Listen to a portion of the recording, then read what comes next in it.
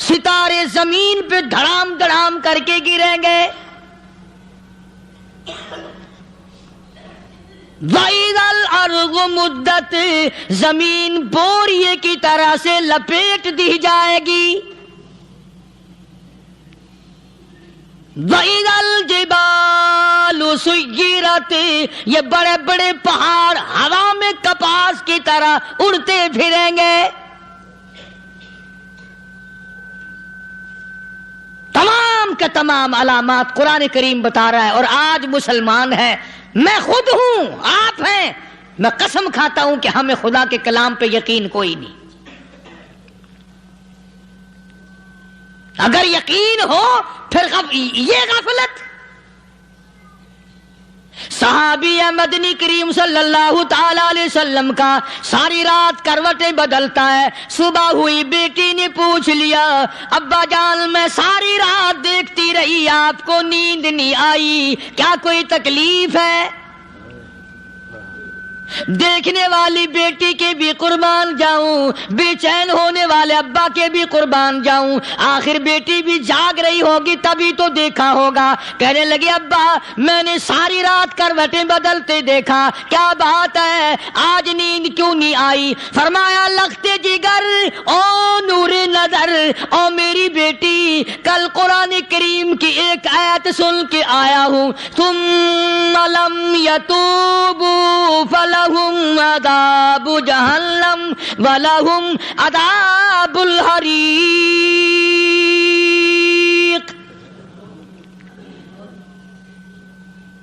او میری بیٹی جس نے قرآن کریم کے ذریعے جہنم کی خبر سن لی ہو، جہنم کے انگاروں کی خبر سنی ہو، جس نے جہنم کی تباہ کاریاں سن لی ہو، او میری بیٹی نیند کیسے آئے؟ کیسے نیند آئے؟ امام شافعی رحمت اللہ علیہ اتنے بڑے جلیل القدر ولی کامل ہے، وقت کے امام ہے، پرہیزگار متقی ہے. اپنی بیٹی کو فرمانے لگے لختے جگر تیری آنکھیں بگڑتی چلی جا رہی ہیں، میں دیکھتا ہوں تو ساری رات نیند نہیں کرتی، ساری رات سوتی نہیں، مصلی پہ کھڑی ہو کر قرآن پڑھتی رہتی ہے، تو کچھ نیند کر لیا کر، آنکھوں سے محتاج ہو جائے گی. عرض کرنے لگے ابا جان نیند آتی ہے، بستر پہ لیٹ جاتی ہوں، آنکھ لگنے کو ہوتی ہے، فوراً میرے دل میں خیال آتا ہے شافی کی بیٹی تو نے تو بستر سنبھال لیا، صبح تیری نامعلوم زمین کے اوپر ہوگی یا لاکھوں من مٹی کے نیچے ہوگی. پھر میری نیند اکھڑ جاتی ہے، پھر کھڑی ہو کر خدا کا قرآن پڑھتی ہوں. وہ ساری رات قرآن پڑھا کرتے تھے، اور بدقسمت قوم تمہیں صبح اٹھ کر قرآن کا سپارہ پڑھنے کی توفیق نہیں ہے. مسلمان پر قرآن کا دیدار نصیب نہیں، قرآن کی زیارت نصیب نہیں. گدھے کی طرح کھاتے سو گئے اور گدھے کی طرح صبح اٹھ کر کھانا پینا شروع کر دیا. تو رب کے کلام کا اتنا باغی کہ تو دیکھنا پسند نہیں کرتا.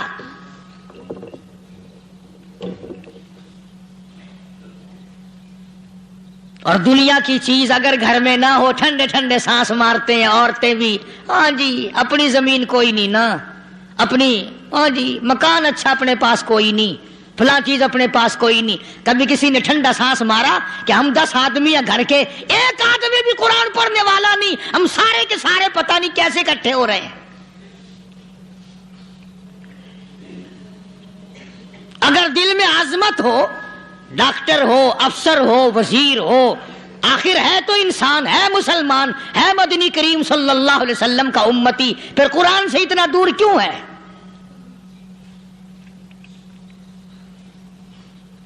تو اللہ پاک جل شانہ نے فرمایا میرے بندے ہر حال میں ڈر، ہاں تیری ساری چلاکیوں کو میں جانتا ہوں، تیری ساری ہوشیاریوں کو میں اچھی طرح جانتا ہوں. فرمایا وہ دن دور نہیں، آیا وقت قیامت کا، آیا، کوئی کسی کے کام نہیں آئے گا. فرمایا ان وعد اللہ حق فلا تغرنکم الحیات الدنیا. دنیا نے پھنسا لیا، چہل پہل میں پھنس گئے، اس کے رنگ روغن میں لگ گئے، اس کی زیب و زینت میں لگ گئے، رات اسی کی سوچ ہے، دن میں اسی کا فکر ہے، اور مرنے کا کسی کو بھی فکر نہیں۔ قرآن کریم کے آخری سورت کا آخری لقمان کے آخری آیتوں میں عجیب مضمون رکھا ہے۔ فرمایا ان اللہ عندہ علم الساعۃ وینزل الغیث، قیامت کا ٹھیک وقت اللہ کے سوا کوئی نہیں جانتا۔ کسے معلوم ہے ابھی اگلے منٹ میں کیا ہو جائے گا، سیکنڈ میں کیا ہو جائے گا۔ اچھا ایک بات میرے ذہن میں آئی، یہ بڑے بڑے لوگ آپ کو ملیں گے دیہاتوں میں بھی، بازاروں میں بھی، شہروں میں بھی، فلانا بزرگ غیب کی باتیں بتایا کرتا تھا، فلانا ولی یوں بتایا کرتا تھا۔ کبھی یہ بھی تو پوچھنا کہ اس ولی نے کبھی یہ بھی بتایا کہ میں مروں گا کب، کس دن مروں گا؟ جب اپنی موت کا پتہ نہیں تو اور کسی چیز کا کیا پتہ ہے؟ صرف اٹکل پچو تیر لگانے والی بات ہے۔ ابھی چند مہینے ہوئے یہاں میرے پاس چند نوجوان آئے ملتان شہر سے اور کہنے لگے کہ 25,000 کی چوری ہو گئی ہے، بتا کدھر کون لے گیا، کدھر لے گیا۔ میرے پاس آئے یہاں، میں نے کہا بتا دوں گا پر آدھے لوں گا۔ کہنے لگا نہیں دیکھا نا جی اتنا تو نہ کرو۔ اب میں نے کہا وہ سارے ہی چلے گئے یار، یقین کرو میں یہاں چارپائی میں بیٹھا ہوں دروازے کے باہر، عصر کے بعد پوری پارٹی آئی اسی شہر کی کہ 25,000 روپیہ گم ہو گیا ہے، بتا کدھر گیا ہے۔ سب لوگ کہتے ہیں قاری حنیف بتاتا ہے، سنو قاری حنیف بتاتا ہے، ٹیلا کرا دوں گا میں۔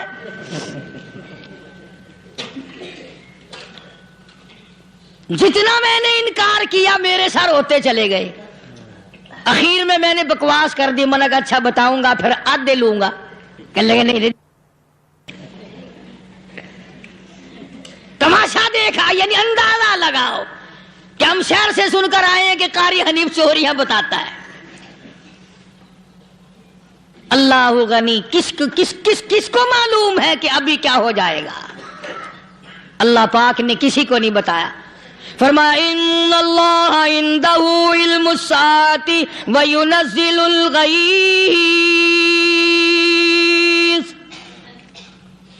قیامت کا ٹھیک وقت کسی کو معلوم نہیں، بارش کا کوئی پتہ نہیں کب ہوگی، کتنی ہوگی۔ تم ابھی کہہ رہے ہوگے کہ جی محکمہ موسمیات والوں کو پتہ چلتا ہے۔ ان 3 مہینے میں یہ محکمہ موسمیات والے کئی دفعہ کہہ چکے ہیں کہ بندہ باندی ہوگی، مگر کچھ بھی نہیں ہوا۔ بلکہ جتنے یہ زیادہ بتلاوے نا اتنا ہی موسم خراب ہوتا چلا جاوے۔ پچھلے سال انہوں نے روئی کی گانٹھوں کی گنتی بتائی کہ اتنی کپاس پیدا ہوگی ملک میں، اتنی روئی کی گانٹھ بنے گی، اتنی باہر بھیجیں گے اور اتنی اپنے گھر رکھیں گے۔ ذرا پوچھو تو صحیح ذمہ داروں سے سر کھجاتے پھرے کہ کھاد کے پیسے بھی واپس نہیں ہوئے۔ بھلے کسی کو کیا پتا کہ ابھی کیا تھا اور ابھی کیا ہو جائے گا، کل کیا ہوگا، پرسوں کیا، ایک اللہ کی ذات جانتی ہے۔ فرمایا وَيُنَزِّلُ الْغَيْثَ، کوئی نہیں جانتا بارش کب ہوگی، کتنی ہوگی، کہاں تک ہوگی، کس قدر ہوگی، کس طرح میں ہوگی، کہاں نہیں ہوگی۔ وَيَعْلَمُ مَا فِي الْأَرْحَامِ، کوئی نہیں جانتا عورت کے پیٹ میں کیا ہے، لڑکا ہے کہ لڑکی۔ باپ کو پتہ نہیں، ماں کو پتہ نہیں، دادی کو پتہ نہیں، نانی کو پتہ نہیں۔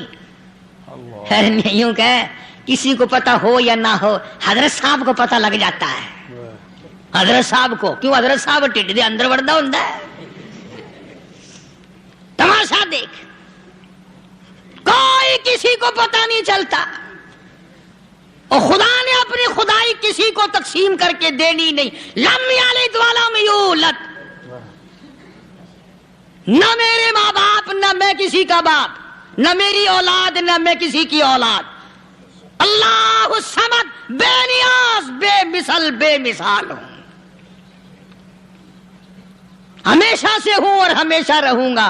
سام میرے محتاج ہو، میرے دروازے کے گداگر ہو، میرے دروازے کے فقیر ہو، میرے دروازے کے دستے نگر ہو، آؤ مانگو کھاؤ، موت آئے مر جاؤ۔ اگر اکڑو گے فرمایا پھر میں نے بڑی بڑی سزائیں دی ہیں لوگوں کو۔ ہاں ہاں، میں تو توبہ بھی منہ سے نہیں نکلنے دیتا، کلمہ تو کلمہ ہائے نہیں کرنے دیتا میں۔ جب میں موت کا پیغام دوں یکدم دل کی حرکت بند ہو جاتی ہے، آئے بھی نہیں، اوئی بھی نہیں، اوف بھی نہیں، کچھ بھی نہیں۔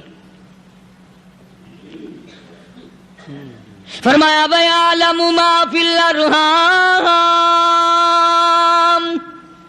کسی کو پتہ نہیں عورت کے پیٹ میں کیا چیز ہے۔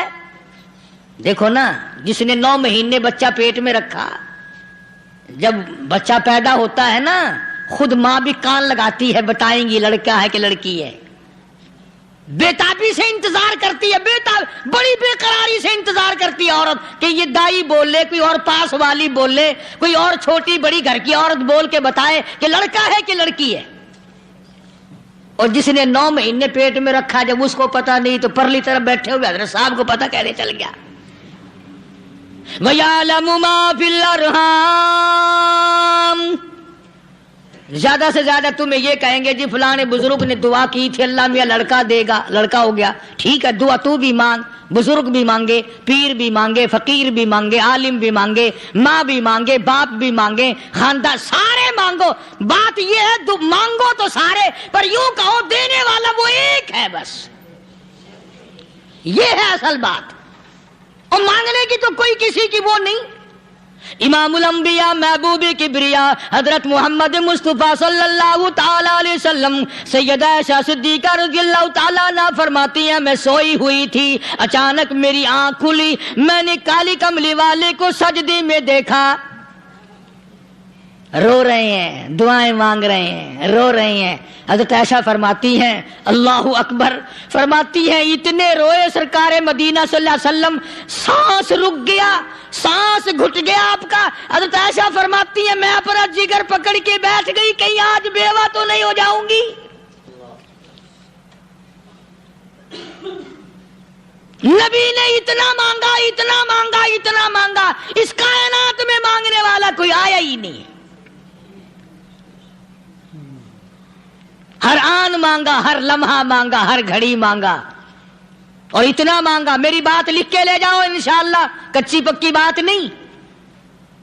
سیدہ عائشہ صدیقہ رضی اللہ تعالیٰ عنہا گواہ ہے، سیدہ فاطمہ الزہرا رضی اللہ تعالیٰ عنہا گواہ ہے، نبی کی گھر والی گواہ، نبی کی لخت جگر نوری نظر فاطمہ الزہرا گواہ، فرماتی ہیں حضور کریم صلی اللہ علیہ وسلم کا جب آخری وقت آیا آواز بالکل ختم ہو گئی، آواز بالکل پست ہو گئی، پھر بھی لب حرکت کرتے تھے، لب حرکت کرتے تھے، دونوں کی دونوں فرماتی ہیں ہم نے کان لگایا، آواز تھی ربی حبلی امتی، ربی حبلی امتی، اور میرے مولا میری امت کو معاف کر دے۔ اور خدا کی قسم کالی کملی والے نے آخری سانس تک مانگا ہی مانگا۔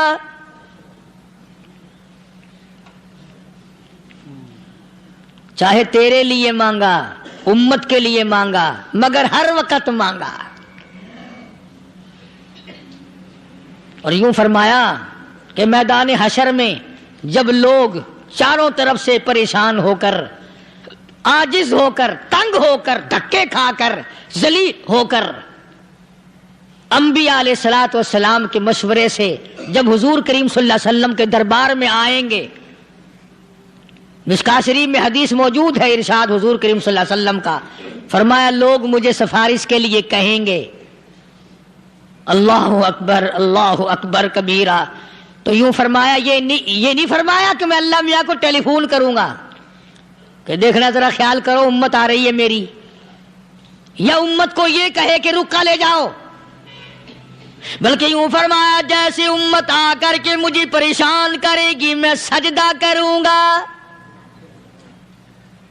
میں سجدہ کروں گا، اس وقت بھی سر میرا در تیرا، جھولی میری عطا تیری۔ اور حدیث پاک کا اگر مضمون پڑھ کر دیکھو سارے مضامین حل ہو جائیں۔ یوں فرماتے ہیں خود حضور کریم کہ میں اتنا لمبا سجدہ کروں گا اس وقت قیامت میں، اتنا لمبا سجدہ کروں گا کہ 7 دن 7 راتیں کا وقت 1 ہفتے کے برابر وقت لگ جائے گا، میں سر سجدے سے نہیں اٹھاؤں گا۔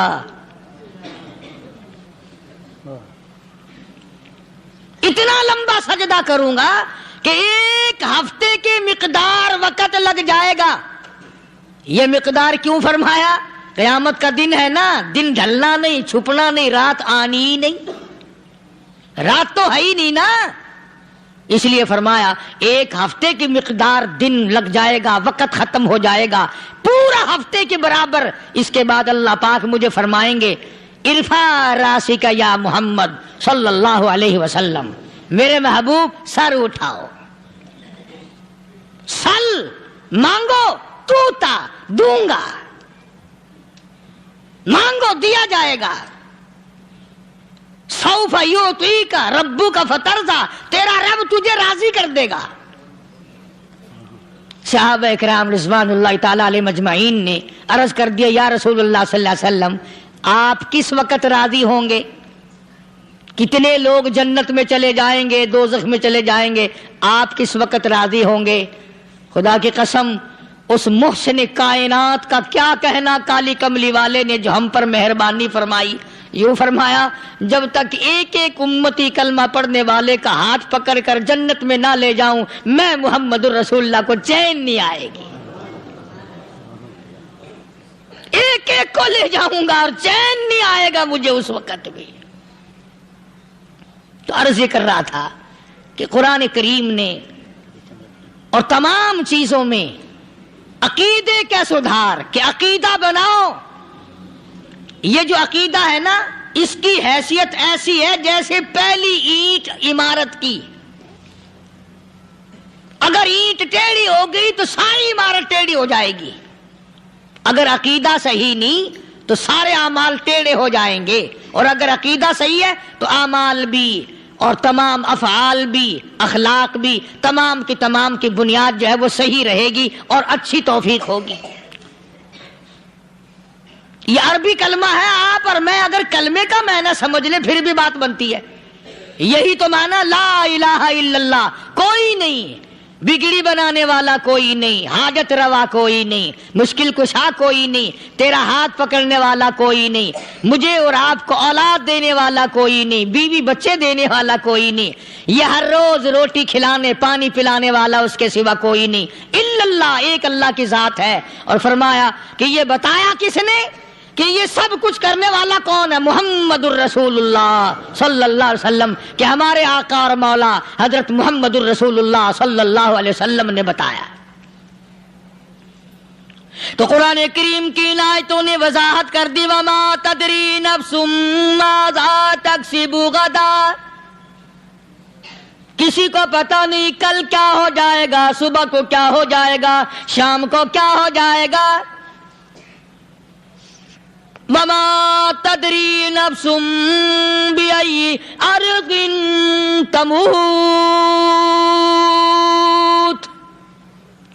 کوئی نہیں جانتا موت کس جگہ پہ آئے گی۔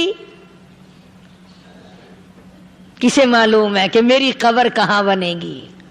کوئی نہیں جانتا میرے اس بدن کو جانور کھا جائیں گے، کسی کو علم نہیں ہے کہ قبر کا گڑھا ملے گا کہ نہ ملے گا، کفن ملے گا کہ نہ ملے گا، نماز جنازہ نصیب ہوگی کہ نہ ہوگی، غسل نصیب ہوگا کہ نہ ہوگا، کوئی نہیں جانتا۔ کلمہ پڑھتے موت آئے گی یا کنجری کے گانے سنتے گاتے موت آئے گی؟ کس کو علم ہے کہ آخری کلام جو دنیا میں ہوگا وہ درود پاک ہوگا یا قرآن کریم ہوگا یا دعا ہوگی یا استغفار ہوگا، اور یا گالی منہ سے نکلے گی، دم نکل جائے گا؟ کسے معلوم ہے؟ اس لیے فرمایا وما تدری نفس بأي أرض تموت، کوئی نہیں جانتا موت صبح آئے گی یا شام آئے گی، بیوی بچوں کے سامنے آئے گی یا اسپتال میں کوئی پاس ہوگا بھی یا کہ نہیں جس وقت موت آئے گی کسے معلوم؟ سجدے میں آئے گی یا کنجری کی گود میں آئے گی کیا پتا؟ فلم میں آئے گی یا مسجد میں آئے گی؟ پچھلے دنوں ایک جگہ ایک آدمی نے صبح کی اذان دی، بڑی اچھی اذان دیا کرتا تھا، اللہ کا نام بلند کیا، زمین پہ بیٹھا اور ختم۔ فجر کی اذان دی، جو سنے انہوں نے کہا یار ابھی تو اذان دی تھی، بس اللہ کی طرف لوگوں کو بلایا اور خود دنیا سے رخصت ہو گیا۔ ہاں کسی کی موت یوں بھی آیا کرتی ہے، کسی کی سجدے میں آ جاتی ہے، کسی کی مراقبے میں آ جاتی ہے۔ اللہ اکبر۔ کسی کی نماز میں آئے، اللہ کی طرف دھیان لگے ایسا لگے کہ لگی جائے وہ چلا ہی جائے۔ ہمارے استاد محترم مولانا عبد الخالق صاحب رحمۃ اللہ علیہ یہاں کبیر والے میں تھے، بہت بڑے عالم، جید عالم، سمندر تھے علم کے۔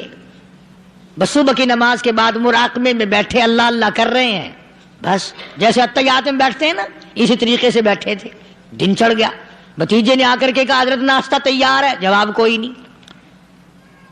پھر کچھ دیر کے بعد آیا کہ حضرت ناشتہ تیار ہے، جواب کوئی نہیں۔ اور دن چڑھ گیا، ہاتھ لگا کے دیکھا کہ حضرت تو پہنچ گئے اللہ کے یہاں۔ کس حالت میں؟ ایسی اللہ اللہ اللہ سے لو لگائی کہ اللہ ہی کے یہاں چلے گئے۔ اور ان اللہ والوں کے پاس اس نیت سے لگا کرو میری آخرت بن جائے، میری قبر بن جائے، میرا آخری کلام جو دنیا میں ہو وہ کلمہ ہو، استغفار ہو، درود پاک ہو، قرآن کریم ہو، پھر تو مزہ ہے۔ اور اگر ہائے ہائے ہائے ہائے کرتے مر گئے تو کیا ہوا؟ فرمایا ان اللہ علیم الخبیر، میں خدا کی ذات تمام چیزوں سے واقف ہوں۔ مجھے تو پتا ہے نا، تیرے ایک ایک سانس کا پتا ہے، تیری رگ کے ایک ایک خون کے قطرے کا مجھے پتا ہے۔ اس لیے کہا کرتا ہوں کہ عادت ڈال لو درود شریف پڑھتے ہوئے چلنے پھرنے کی، کلمہ کلام پڑھتے ہوئے چلنے پھرنے کی، استغفار کرتے ہوئے چلنے پھرنے کی۔ پہلے زمانے میں جب ٹھوکر لگتی تھی تو لوگ سبحان اللہ کہتے تھے، اللہ اکبر، استغفر اللہ۔ اب گالی منہ سے نکلتی ہے، اب گالی منہ سے نکل رہی، گالیاں بکتے ہوئے لوگ مر رہے ہیں۔ حضرت معاذ بن جبل رضی اللہ تعالیٰ عنہ مدینہ پاک میں بیمار ہے، آخری وقت ہے۔ صحابہ کی ایسی ایسی موت آیا کرتی تھی، چاروں طرف جتنے گھر والے بیٹھے ہیں، اماں بھی، بیٹی بھی، گھر والی بھی، بہن بھی، بھائی بند بھی، قبیلہ بھی، خاندان بھی، مدینہ شہر ہے، کالی کملی والے کا شہر ہے۔ حضرت معاذ بن جبل کا آخری وقت ہے، چاروں طرف بیٹھنے والے بھی تلاوت کر رہے ہیں قرآن کریم کی، خود معاذ بن جبل بھی تلاوت فرما رہے ہیں۔ اچانک حضرت معاذ رضی اللہ تعالیٰ عنہ رونے لگے، روئے حضرت معاذ۔ یہ وہ جوان ہے جس کو رخصت فرمانے کے لیے یمن کا گورنر بنا کر کے بھیجا حضور صلی اللہ علیہ وسلم نے۔ حضور صلی اللہ علیہ وسلم اس کو روانہ فرمانے کے لیے کئی میل پیدل تشریف لے گئے۔ ہاں حضور کے صحابہ۔ تو معاذ بن جبل جب رونے لگے تو گھر والوں نے پوچھا کیوں؟ کوئی بیٹھا ہوگا نا، کہنے لگا ڈر گئے، موت سے ڈر رہے ہو، موت سے ڈر کے رو رہے ہو؟ حضرت معاذ کہنے لگے نہیں، موت سے کیا ڈرنا، میں کیوں ڈروں موت سے، اس نے تو آنا ہی آنا ہے، میں نہیں ڈرتا۔ انہوں نے کہا پھر رویا کیوں رو رہے ہو؟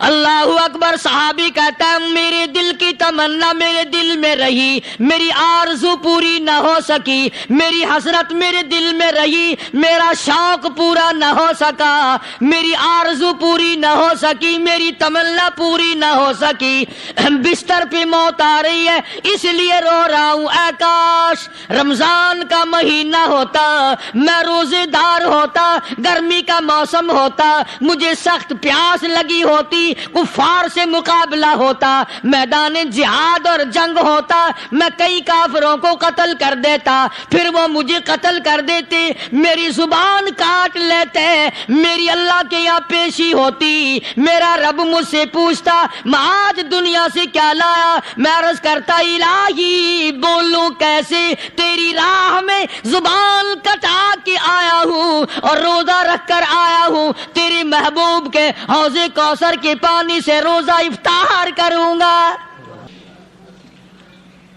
کہتا اس لیے رو پڑا ہوں کہ بستر پہ موت آ رہی ہے. ڈر کس چیز کا؟ یہ نہیں ڈرا کرتے تھے. حضرت ابو ایوب انصاری سب کہہ دو رضی اللہ تعالی عنہ. اللہ اکبر, کتنا بڑا مقدرہ والا جوان ہے. مدینے پاک میں حضور کریم صلی اللہ علیہ وسلم نے اسی کے یہاں ڈیرا لگایا.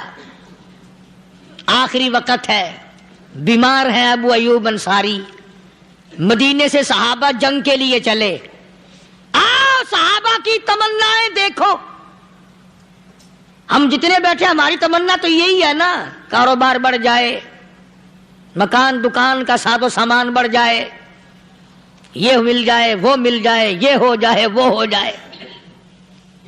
ابو ایوب انصاری بیٹھے ہوئے دیکھ رہے ہیں صحابہ سواریوں پہ پیدل تلوار نیزے تیر لے کے چلے. ابو ایوب انصاری کہنے لگے کہاں چلے ہو؟ کہ جہاد فی سبیل اللہ کے لیے. کہنے لگا مجھے بھی لے چلو. سمجھ رہے ہیں آپ سارے؟ فرمایا مجھے ساتھ لے چلو. کہا کمال ہے, بیمار آدمی اور جنگ میں بیمار کا کیا کام ہے, کیا کرو گے؟ نے کہا مہربانی کرو, احسان کرو مجھ پر, مجھے ساتھ لے کے چلو. خدا کے بندے بیمار ہے, کرے گا کیا میدان جہاد میں؟ کہنے لگا تم تو بیمار کی بات کر رہے ہو, مجھے ساتھ لے چلو اونٹ پہ ڈال کر. توجہ کرنا ذرا, آخری بات میرے یاد آئی ہے بتانے لگا ہوں. ابو ایوب انصاری حضور کا میزبان مدینے والا کہتا ہے میں بیمار ہوں, مجھے اونٹ پہ ڈال کے لے چلو, اور اگر میری راستے میں موت آ جائے پھر بھی میری لاش کو ساتھ لے جانا. جہاں کفر اور اسلام کا جنگ ہوگا, مقابلہ ہوگا, اس میدان میں میری لاش کو پھینک دینا. شاید کسی مجاہد کی سواری کا پیر میرے اوپر آ جائے, میں بھی قیامت میں اللہ کے حضور میں کہوں گا یا اللہ تیرے میدان جہاد سے اٹھ کے آیا ہوں میں بھی. اندازہ لگا ابو ایوب انصاری کی تمناؤں کو دیکھ, حسرتوں کو دیکھ. فرمایا مجھے ساتھ لے چلو, اگر میری موت آ جائے تو لاش کو بھی پھینکنا نہیں, دفن راستے میں نہ کرنا, ساتھ لے چلو, وہاں میدان میں ڈال دینا, اور اسلام کے لیے جو لڑنے والے ہوں, کفر کو مٹانے والے ہوں, ان کے پیر میرے اوپر آ جائے میں کامیاب ہو جاؤں گا. ایک تم ہو جو مسجد میں جھاڑو دینے سے بھی آر کرتے ہو, صف بچھانے میں بھی تمہیں شرم آتی ہے, صف اکٹھا کرنے میں بھی تمہیں شرم آتی ہے, ادھر ادھر کوئی چیز کرنے میں تمہیں کیا معلوم ہے جس وقت قیامت کے دن ان شاہی درباروں کے خادموں کو انعام ملے گا نا, پھر ٹکرے مارو گے, او ہو لو بھائی کمال ہو گیا, ہم تو یوں ہی رہ گئے. تو آج توفیق نہیں رہی, اللہ سے مانگ, سوتے بھی مانگ, جاگتے بھی مانگ, ہر وقت مانگ, وہی تیری میری جھولی بھرے گا, اسی کی عطا اور بندہ نوازی سے ہم سب کا کام چلے گا. فرمایا ان اللہ علیم خبیر, میں تمہاری ضروریات کو بھی جانتا ہوں, ہر چیز کا مجھے پتا ہے. اللہ مجھے اور آپ کو عمل کی توفیق عطا فرمائے. اللہ پاک اپنے فضل و کرم سے ہم سب کو اپنے بندے بنا لے, عقائد اور اعمال کی درستی فرما دے, مرتے وقت ایمان کی دولت عطا فرمائے. وآخر دعوانا الحمدللہ رب العالمین. دوستو, امید کرتا ہوں کہ آپ حضرات نے اس بیان کو پورا سنا ہوگا. بیان کیسا لگا کمنٹ میں ضرور بتانا, اور اپنے دوستوں اور رشتہ داروں کو شیئر ضرور کرنا. اللہ تعالی ہم سب کو اس بیان پر عمل کرنے کی توفیق عطا فرمائے. تو دوستو پھر ملتے ہیں اگلی ویڈیو میں, جب تک اپنا خیال رکھیے, ہمیں دعاؤں میں یاد رکھیے. السلام علیکم ورحمۃ اللہ وبرکاتہ.